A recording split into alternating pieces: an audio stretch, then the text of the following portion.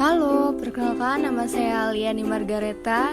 Di sini saya ingin membahas tentang embriotomi. Embriotomi adalah persalinan buatan dengan cara merusak atau memotong bagian janin tanpa melukai ibu, supaya janin dapat lahir secara pervagina.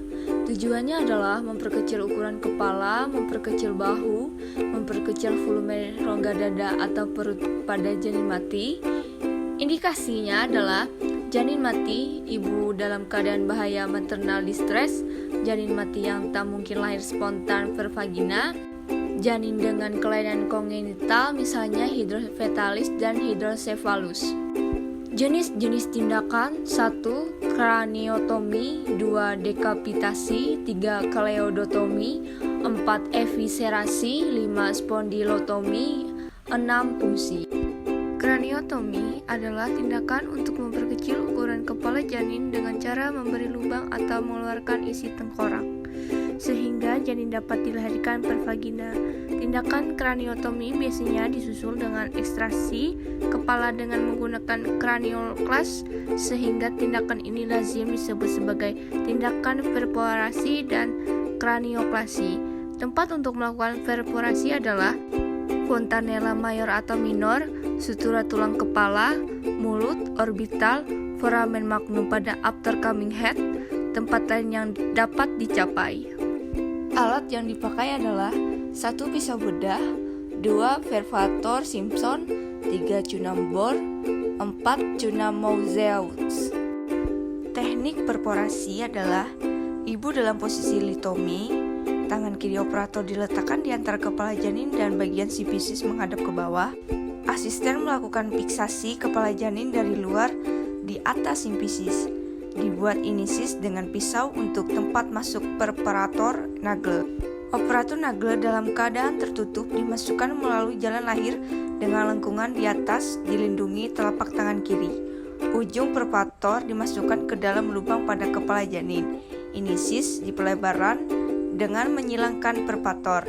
Dengan pelindungan telapak tangan kiri, perforator dikeluarkan dalam keadaan tertutup dari jalan lahir. Persalinan kepala janin diselesaikan secara spontan. Selanjutnya teknik kraniotomi, perforasi dan kranioklasi. Lakukan perforasi kepala janin lalu diikuti dengan ekstraksi. Teknik ekstraksi dengan cunam Mausseus, yaitu dengan perlindungan spektrum. 2 buah cunam Mausseus dipasang di atas dan di bawah lubang perforasi. Setelah cunam menjepit kulit kepala, lakukan traksi searah sumbu jalan lahir mengikuti gerakan putar paksi dalam. Setelah subok siput di bawah sifisis, lakukan elevasi kepala sehingga secara berurutan lahir ubun-ubun besar, dahi, muka, dan dagu. Setelah kepala janin lahir, tubuh janin dilahirkan dengan cara seperti biasa. Selanjutnya dengan cranioclass Brown, tangan kiri dimasukkan ke dalam jalan lahir, sendok jantan dipegang tangan kanan secara horizontal dengan bagian yang bergerigi menghadap atas, sendok betina dipegang seperti memegang pensil, dimasukkan ke dalam jalan lahir dengan daun cranioclass betina terletak di wajah janin. Kedua sendok cranioclass ditutup. Lakukan pemeriksaan dalam untuk memeriksa apakah ada bagian jalan lahir yang terjepit. Bila pemasangan sudah benar, kedua sendok cranioclass dikunci. Lakukan ekstraksi kepala dengan menarik pemegang cranioclass. Arah traksi sesuai dengan sumbu panggul diikuti gerakan putra paksi dalam. Setelah occiput nampak, lakukan elevasi ke atas pada tangkai cranioclass sehingga lahir ubun-ubun besar, dahi, muka, dan dagu. Setelah kepala lahir dan daun cranioclass dibuka, tubuh anak dilahirkan dengan cara seperti biasa. Dekapitasi adalah tindakan untuk memperkecil janin sehingga dapat lahir per vagina dengan jalan memisahkan kepala dari tubuh janin dengan cara memotong leher janin. Indikasinya adalah letak lintang kasep dengan janin mati. Teknik dekapitasi adalah dengan menggunakan gergaji Gigli, dengan menggunakan hak Brown, dengan menggunakan gunting simbol. Kleidotomi adalah usaha untuk memperkecil janin sehingga janin dapat lahir per vagina dengan jalan memotong salah satu atau kedua tulang klavikula. Indikasinya adalah distosia bahu, dapat dilakukan pada anak yang masih hidup. Teknik cleidotomy adalah pasien berada pada posisi litomi, satu tangan operator masuk jalan lahir dan langsung memegang klavikula bawah, pasang spektum di vagina, asisten melakukan fiksasi kepala dari arah luar. Tulang klavikula diputuskan dengan menggunakan gunting Siebold. Bila diperlukan, lakukan cleidotomy pada sisi lainnya dengan menarik kepala janin curam ke bawah sehingga bahu depan tampak dan klavikula dipotong menggunakan gunting Siebold. Spondylotomy adalah usaha untuk memperkecil janin sehingga janin dapat lahir per vagina dengan memotong tulang belakang. Indikasinya adalah janin mati, letak lintang dorsal inferior.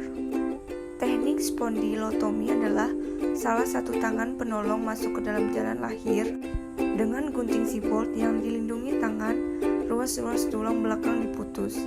Potong perut janin dengan gunting Siebold sehingga badan janin terpisah dua. Bagian bawah badan janin dilahirkan lebih dahulu dengan menarik kedua kaki, kemudian bagian tubuh atas janin.